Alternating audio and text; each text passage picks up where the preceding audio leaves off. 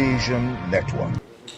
And also the chief organizer of this event, Dr. Dairo Agabi, who is a man of many parts and has made his name in the ICT industry as a broadcaster. Well, let me apologize that the Chief Executive of the Nigerian Communications Commission, Professor Umar Garba Dambata, is unable to be in our midst. As you know, he's somebody who is interested in this kind of event, and ordinarily he would have been here to present this keynote. But he has asked me to represent him. I may not be able to deliver like him, a professor and a fellow of many international societies, and of course, the Chief Executive Officer of the Nigerian Communications Commission. Just manage me to be able to send his message. On that note, I go straight to his presentation with the theme, Enabling Today's Enterprise, Building Tomorrow's Economy.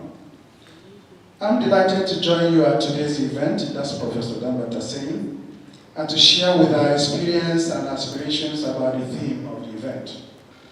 We at the Nigerian Communications Commission have always cherished opportunities like this one, where we share experiences and expectations.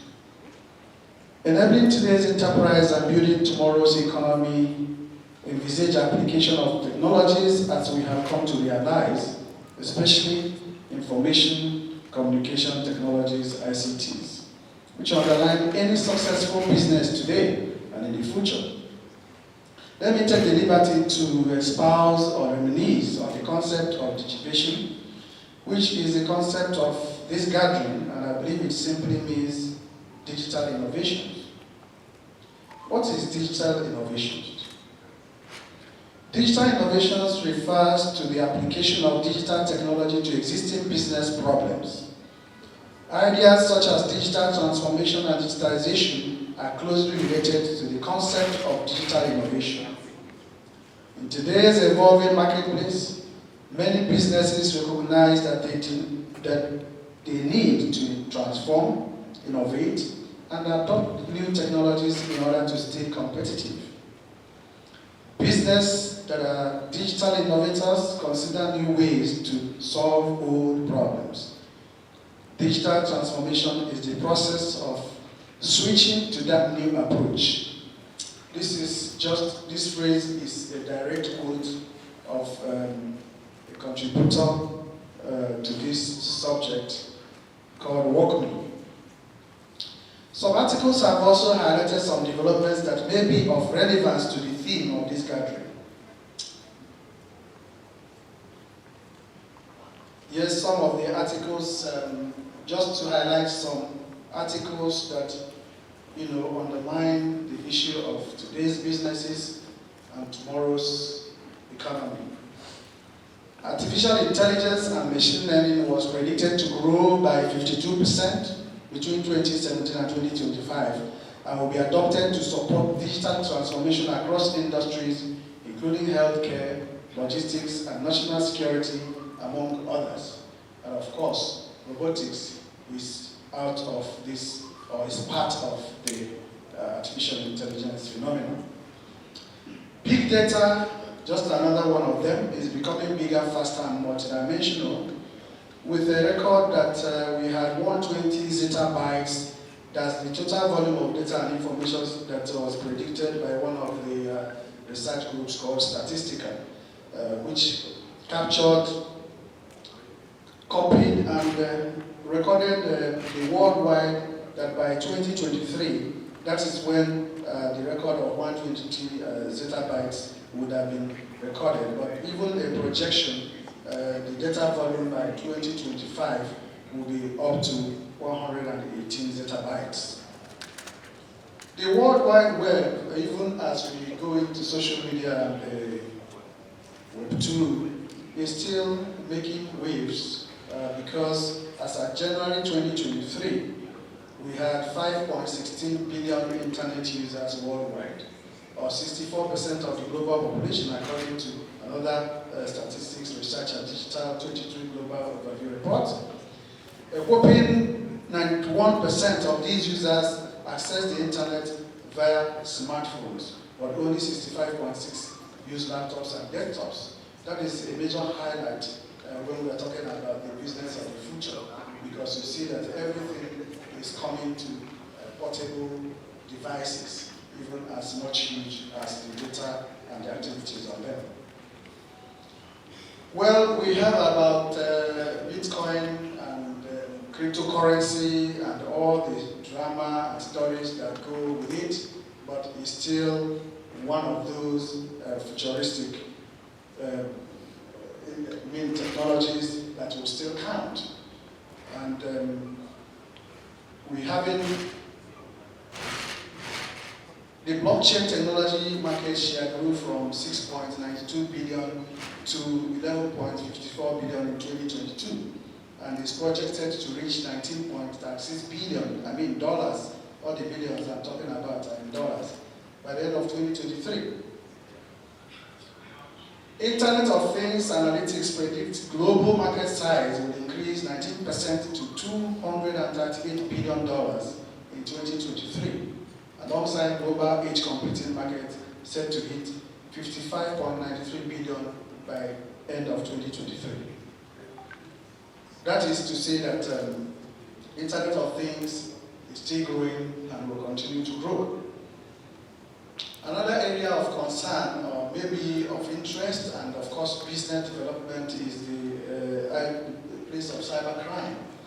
Because again, for the business of today and growing economy of tomorrow, information, investment, and of course knowledge of cybercrime becomes very, very critical. And of course, the world is focusing attention, and cybercrime is predicted to cost the world some $8 trillion in 2023.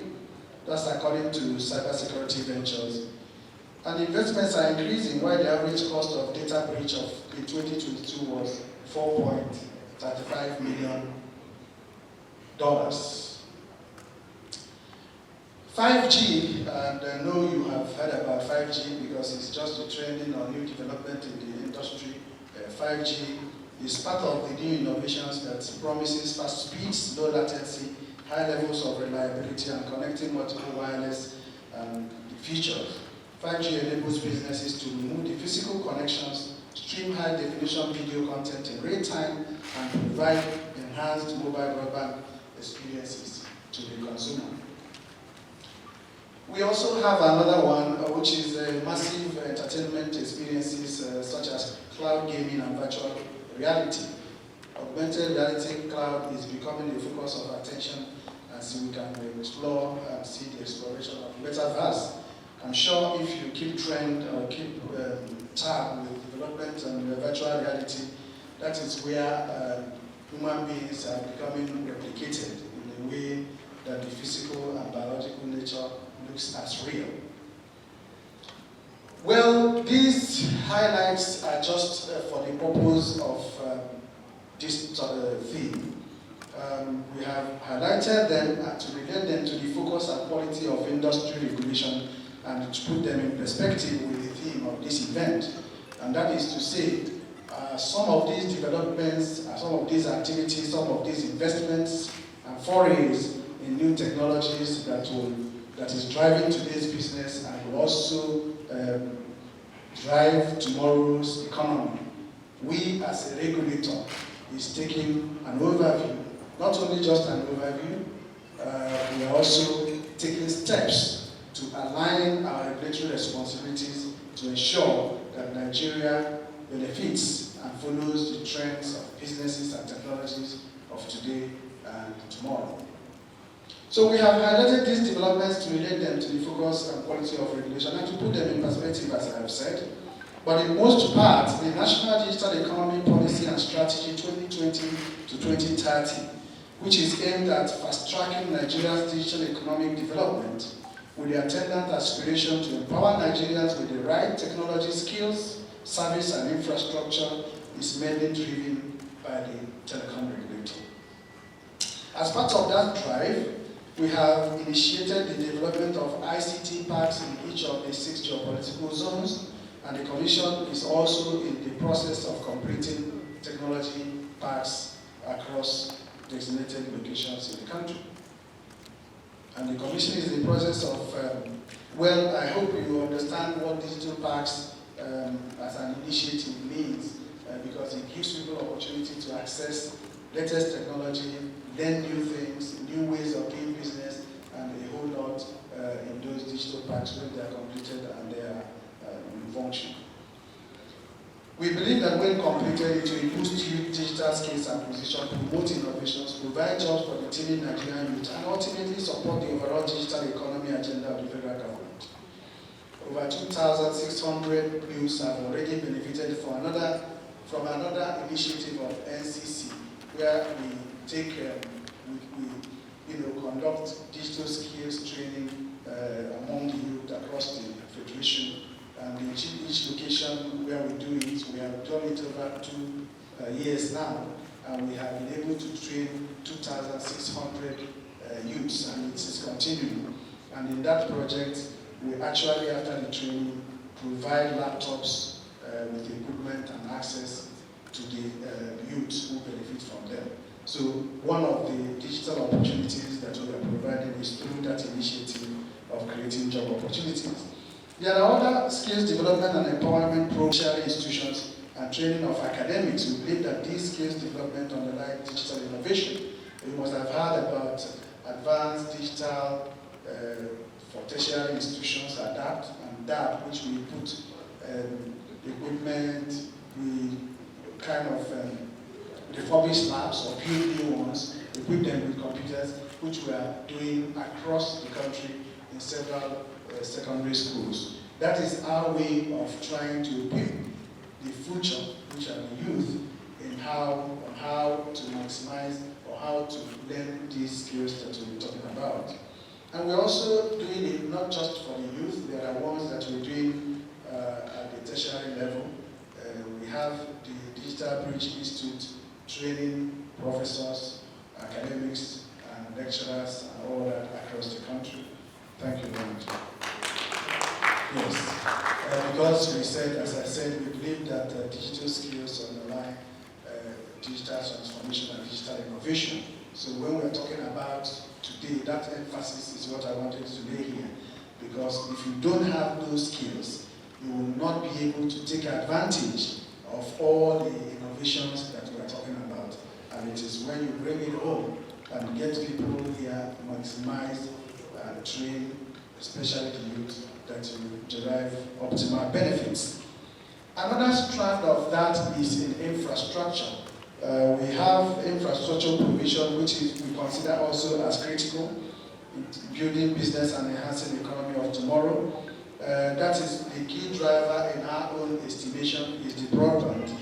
The National Broadband Plan of 2020 to 2025, we are, depending on it by promoting the deployment of broadband infrastructure across the country. Broadband, by global acknowledgement, drives all the sectors of the economy. More than 89.7 million broadband subscriptions in Nigeria today indicate that the nation is meeting the Nigerian Broadband Plan target of 70% penetration by 2025. We anticipate even further spread of services through mobile virtual network operators. Recently, we licensed some virtual mobile network operators just to add to the infrastructure to spread services among the populace. And of course, the current deployment of 5G infrastructure by the 3 licensees is adding to the immeasurable steps to support enterprise across the country, in addition to the provision of Starlink infrastructure. You know that the service providers have all launched services on 5G, least built infrastructure to begin those services. And of course, there is another licensee called Starlink, which is SpaceX, a company from Elon Musk's stable, which is providing satellite link for broadband services across the country. You know that satellite used to be for narrowband services, so it wasn't very good for broadband services. But today, with these new technologies that I imagine, satellite has become a key infrastructure for deployment of broadband services across the world. And of course, because of its spread, it makes it quite easy. And of course, it means increase in the number of people that are capable of accessing broadband services, no matter their location across the country. So, distinguished ladies and gentlemen, we can go on, but the question will be asked, has the Nigerian Communications Commission evolved and developed the enabling and predictable environment for deployment of the necessary infrastructure to support deployment of services, to support today's enterprise and build tomorrow's economy? Your answer is as good as mine. On that note, I want to thank you for listening. I wish you fruitful deliberations and outcomes. Thank you, Professor Oba, Executive Vice Chairman, Nigeria Communications Commission. Thank you. For more on well-researched and balanced stories, events, and interviews across business, tech innovation, and lifestyle, please like, share, and subscribe to this channel, www.youtube.com/Digivation Network.